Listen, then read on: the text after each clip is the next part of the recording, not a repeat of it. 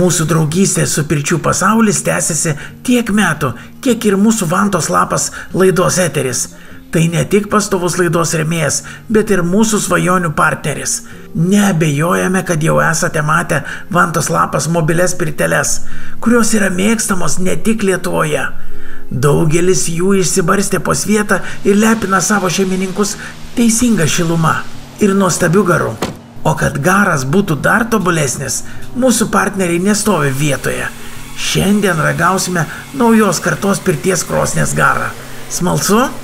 Sveiki pirties mylėtojai. Yra toks posakis, kad neišradinėkit iš naujo dviračio. Bet ar galima patobulinti pirties krosnelę? Tas klausimas, aišku, išsisprendžia greitai, kai atvažiuoji į Pirčių pasaulį. Sveikas, Laimi.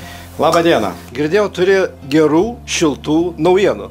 Taip, turime naujieną. Pirčių pasaulio krosnelę, kurią norime dabar ir pristatyti. Tai kągi, paklausom, kaip krosnelė dainuoja. Taip, krosnelės jos ir dainuoja, turi muzikinę klausą netgi. Laimi, tu kaip vyriausias kapelmeisteris turėtum užpilti garo.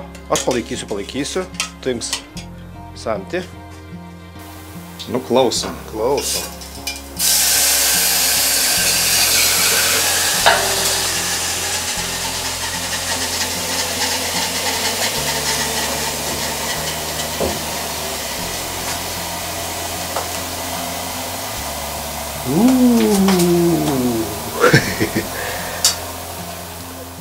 Aš įstikinęs, kad žiemą, kada šalta, pūga ir kai viduje dar dainuoja karštoji pūga, labai geras jausmas bus. Taip, ir dar nuo to garo, kuris išeina, dar geresnis jausmas. Labai geras. Dar vieną. Garas toksai švelnus, toksai geras, du samteliai. Ir pažiūrėkit, kaip pasikeitė situacija su mūsų kūnais. Mes labai gražiai prakaituojam. Aš suprantu, bet tu įgarsink, kodėl yra tokia situacija, kad stojant šalia krosnelės, nejaučiu karščio, to prieskančio nuo tokių, kaip sakant, tradicinių krosnelių, kurios yra kitur. Mes visada norėjom sukurti tokią krosnelę, kuri būtų ir moderni, šiuolaikiška, ir garas minkštas, ir malonu naudotis ją.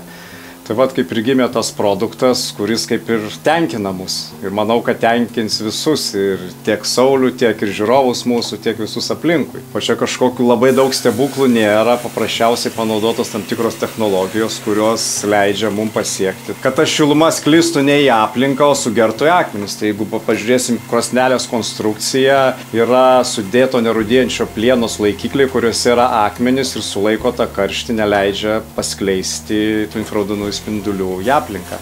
Krosnelė matote du piltuvėlius, neapsigaukite, tai nėra garo patrankos, tai yra angos į vidinę akmenų dėtuvę, kurioje sėdi įkaitinti akmenys ir duoda mums nuostabų garą. Kad trūksta rankom, trūksta vantų.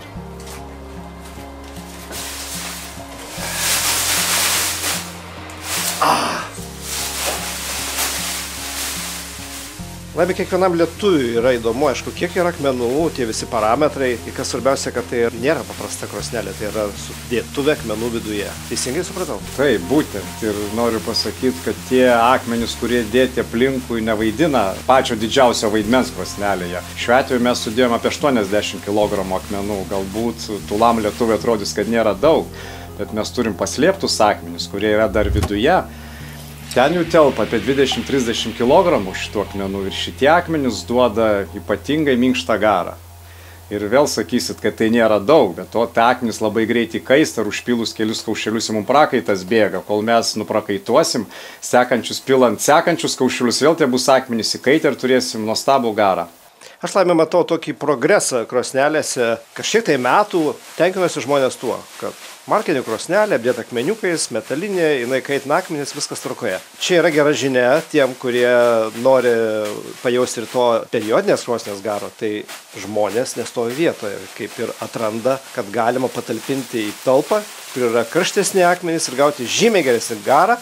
Nors krosnelė iš išorės atrodo paprastam žmogui visiškai tokia pati, kokia buvo, bet kas viduriuose yra, čia yra paslaptis.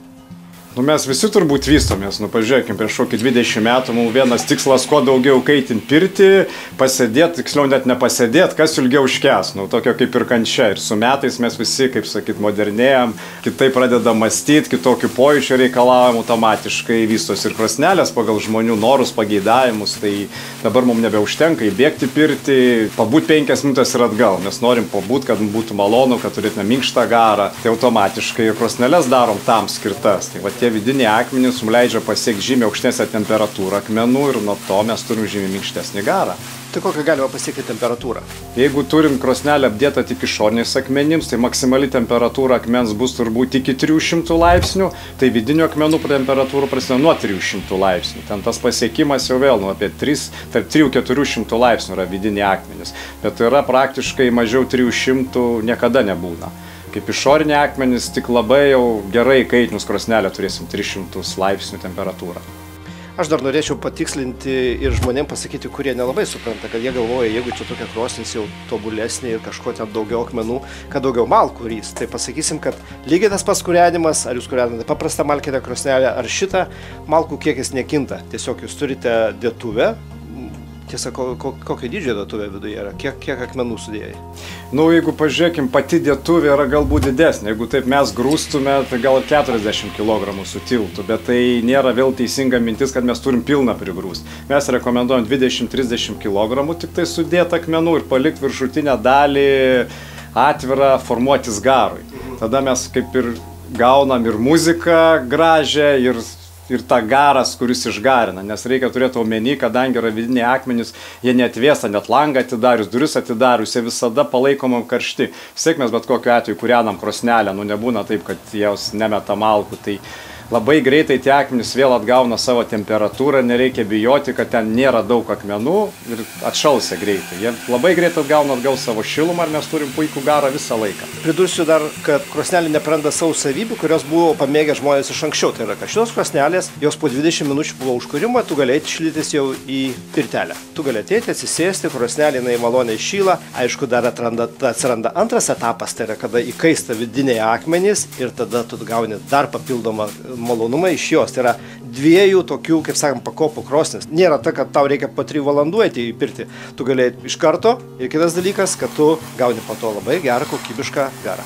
Mes pagalvojame ir apie tos žmonės, kurie nori greičiau eiti pirtį, kurie nelinkia laukti, kol pirtis įkais. Tai turime sukūrę ir kitą modelį krosnelės, kuris nėra taip šonai apkrauti akmenim kaip šitos, yra atviresni.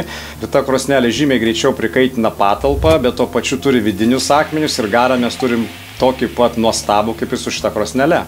Ir kaip nepakalbėjus apie išorę, tai bet kuriam lietuviui, vyras ar moteris, tai būtų svarbu išorė. Tai yra gražus, tiesiog plieno kalnas, toksai visas apkaustas nerūdinčių plieno. Ir kas geriausia, kad yra bet kuri moteris einanti pirtį, gali matyti savo atvaizdą, kokia jinai liekna, kokia jinai graži yra šitoje pirtį. Tai nerūdintis plienas apkausto visą korpusą, jisai yra toks truputėlį į viršų smailėjantis, konuso tipo ir tikrai pritrauks jūsų akis, nes man patiko iš pirmo karto. Mums šitą krosnelę primena pilį. Ir norim, kad ta pilis tarnautų, duodant gerą garą ir būtų tvirta kaip bokštas. Po kelių valandų pirtinimuose ir intensyvaus vanojimo jau galime pasidalinti savo pagrindiniais pastebėjimais. Krosnelė yra pastovaus nuolatinio kūrenimo, todėl neprireiks 3 valandų, kad ją iškūrentumėte. Pirtininkui stovint prie pat krosnelės nejaučiamas spinduliuotės svilinantis karštis.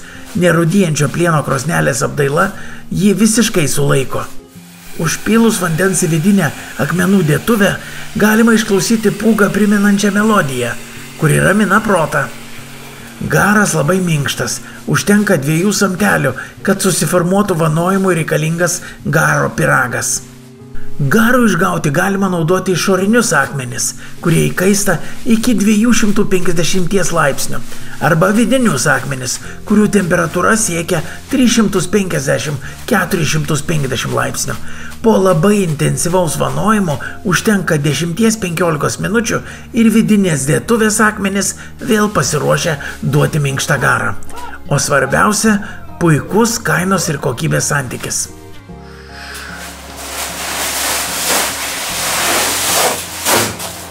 Kaip tu laimės?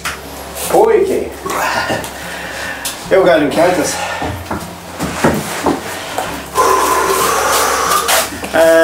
Seilė bėga per žandą.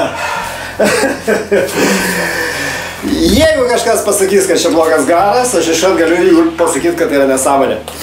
Labai geras garas, buvo man smagu dirbti ir jisai ten viršui buvo. Toks neplikantis, toks pikantiškas.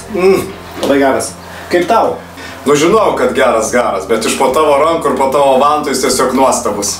Jeigu pradžioje dar klausimas, ar galima dar kažką patobulinti, kažką naujo išrast, oi, patikėkit, žmonija dar ne tą atras. Ir manau, kad krosnelė šitą atradimas yra šiais metais numeris 1. Vantos lapas, kokybės ženklas. Laimė? Va taip.